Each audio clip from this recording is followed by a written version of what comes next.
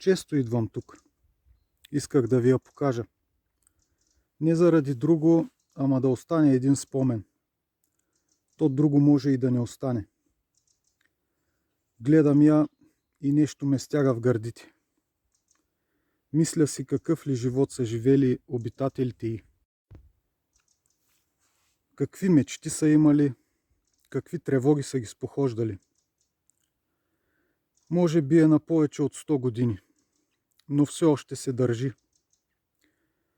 Как са я построили? Как са заделяли от залъка си?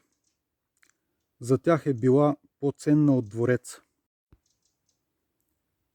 Тук са се раждали деца, порасвали са и после са поемали по своя път. Сега никой не знае къде са. И тя не знае. А те са я забравили и изоставили. И една буца ми застава ей тук в гърлото и ми е мъка. Може би прабаба е идвала тук на гости. Все пак са били съседи. Аз не помня много баба. Малък съм бил, когато е починала. Но имам нейна снимка.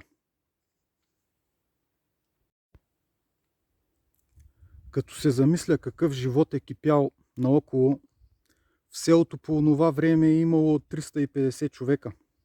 А сега никой не знае. Накрая ще останат само хръсталаци и гора.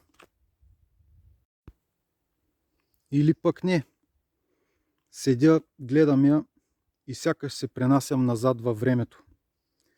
Навсякъде зеленина, птичките пеят, а тя е пълна с живот. Посреща и изпраща. Сега си тръгвам, ама пак ще дойда. Все едно съм бил тук и преди. Ама преди много години. Кой знае?